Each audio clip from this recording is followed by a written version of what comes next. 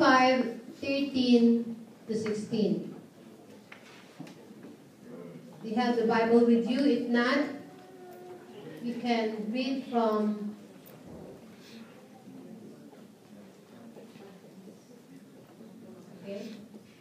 Okay, let us read Matthew 5:13-16 all together. You are the salt of the earth, but what good is salt if it has lost its flavor? Can you make it salty again? It will be thrown out and trampled underfoot as worthless. Verse 14, you are the light of the world, like a city on a hilltop that cannot be hidden. Verse 15, no one lights a lamp and then puts it under a basket. Instead, a lamp is placed on a stand where it gives light to everyone in the house. In the same way, let your good deeds shine out for all to see, so that everyone will praise your heavenly Father. Let us pray. Panginoon Diyos, maraming pong salamat sa umagang ito that you have brought us here safe, Lord. And Lord, we are here, Lord, to worship you, O God. We are here to listen to your word, O God. And I pray, Lord, that all of us that is present in this room, O Lord, will be able to connect with this message, O God. I pray, Lord, that you speak to them personally, O Lord, and I pray that this day, O God, ay hindi po nasayang, kundi sila, Panginoon, that will be able to grow more deeper in our spiritual life. In Jesus' name, amen. I have entitled my message today, A Highly Contagious Christian. Highly contagious Christian. Ano yung contagious? Nakakahawa. Nakakahawa, no? Yung may mga tawang nakakahawa. Okay? May mga tao ring nakakahawa. But we're going to talk first about the salt and the light of this world. Ano nga ba ang salt? Anong use ng salt? Anong gamit ng salt? Ha? Palasa. It creates taste. What else? What else? Yeah, used as preservative. Yung rock salt ay it melts snow. Ano pa? Ha? Beautification. For what? Oh, okay. Beautification. Okay. And then, if those who are working in the hospital, sodium chloride, that we are so familiar with this because we use that also to give to the patient. Or we use that to dilute other drugs. Ano? So, ginagamit po ito sa hospital. Minsan, nagbibigay tayo ng sodium chloride with the patient who has a low sodium and chloride. Dahil po ito, this is needed for a normal body function. Yun po. So, marami pong gamit ang salt. But in the first century, okay, during Jesus' time, we used this as a allegory, no? Metaphor, okay? Because during those times, salt is used primarily as a preservative. Katulad ng mga sinabi nyo, preservative natin. So, because yung mga audience ni Jesus Christ, they don't have refrigeration. Wala silang mga rec. So, ito yung ginagamit nila, preservative. If they slaughtered animals and caught the fish, they use the salt as a preservative doon sa kanilang mga pagkain. So, nung kami pumunta po sa Portugal, alam niyo yan, lagi na-Facebook, okay? Doon po kami nag-women's fellowship. Okay? Doon po namin ginanap yung aming women's fellowship, yung iba sa inyo hindi nakasama. So, you can still enjoy things, but for the glory of God. Diba? So, nung pumunta po kami, meron doon isang, you can see doon sa mga shop, there is a well-known bacalao. Ano yung mga bacalao na to? Okay, bacalao. So, alam lang namin bacalao. Nung pumunta kami sa restaurant, walang nakalagay na bacalao. Pero sabi, nag-order pa kayo ng bacalao, hindi. Yung palang English nun, catfish. Okay, catfish lang pala yun. Pero, this is a special. Okay, sabi nila, ang laki naman ng fish na yun. Eh, pa hindi nila alamin natin yung sa gitna, no? So, biglang lumapad yung fish. So, this bacalao is cod dried fish. And this fish has been doused, immersed with many quantities of salt to preserve. So no bacteria and no mold able to grow in this fish. Na-preserve niya ng salt. So sa atin naman, siguro mas makaka-relate tayo, yung mga tuyo, di ba? Isla, daing, kung ano mang tawag doon. So Jesus said, sinabi niya po to, what does it mean by Jesus? Jesus said that you are the salt of the earth.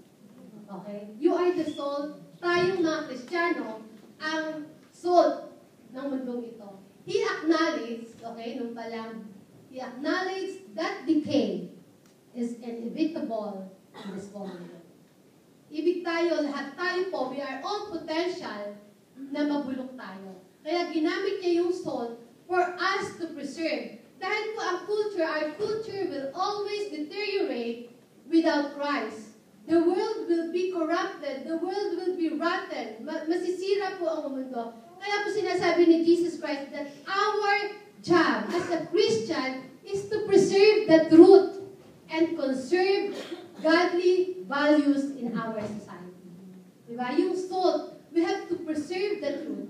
We have to conserve the godly values in our society. Hindi natin sinisira yung katotohanan na binigay sa atin ng Diyos. Hindi po natin binabali kung ano ang nasusulat sa salita ng Diyos. Pero sabi na, what if salt loses its saltiness? Paano pag nawala na yung kanyang alat? Okay? So, it is no longer good for anything but to be thrown out and trampled like a sand in a pot. Wala na, parang tinatapak-tapakan natin kasi wala na siyang lasa. Technically, hindi nawawala kanyang lasa. But the salt, sabi na, but the salt taken from the Dead Sea, doon sa kinuha niya sa Dead Sea, it was polluted with other mineral. Hindi na siya pure. So, nawawala na yung kanyang preserving abilities. Tayo, if a Christian become polluted by their sin, we lose our preserving ability. Nawawala, hindi na natin na-preserve yung katotohanan na dapat nating gawin. So yun ang metaphor, sinabi niya, you are the salt and the light of this world. Alam niyo ba kung kailan niya ito sinabi? In Matthew 5, when Jesus was preaching yung Sermon of the Mount, yung blessed are those, yung 8 niya sinabi doon. And then after this, in the 13, you are the salt and the light of this world. Kaya I have connected this to the message last Sunday. Who can still remember the title? Ha? Wala na?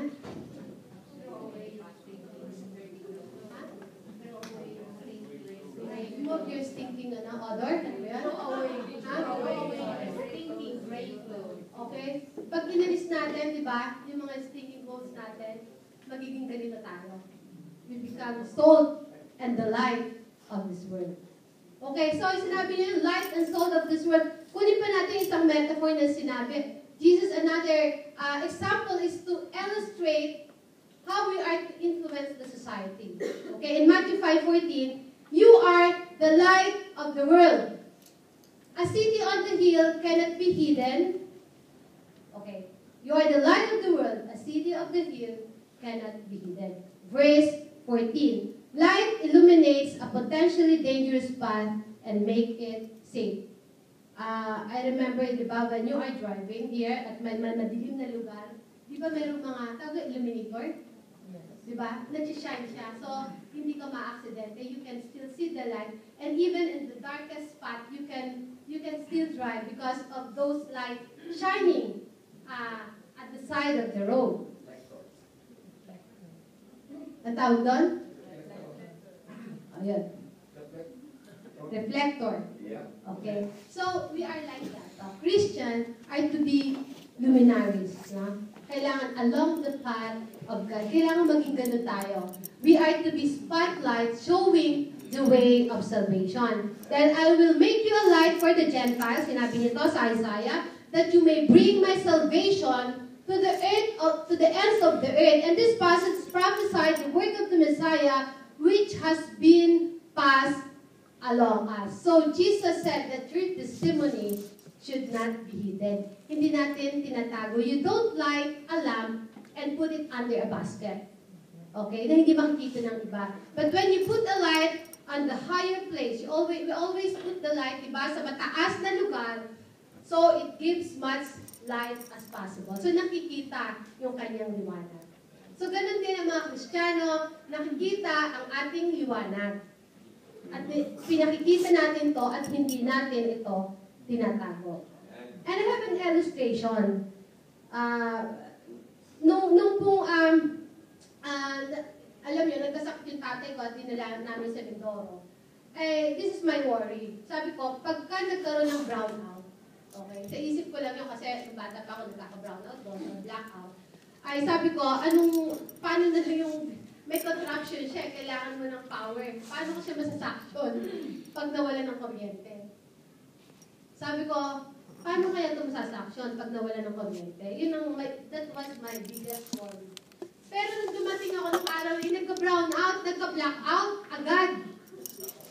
Buti na lang hindi pa talaga kailangan. Pero nalimutan ko na yung pagsasaction. Alam mo, it's really, really dark. Madilim na madilim dun sa bahay namin. At syempre, hindi naman ako familiar doon. Hindi ko alam agad kung saan ko kukunin yung mga light o yung kandila o kung ano man ang kanilang sinisindihan. So I felt something different in my heart. You know, like sadness that I couldn't explain. Kasi, syempre, sakit yung tatay mo, dying, and then nawalan. Suddenly, there was a darkness.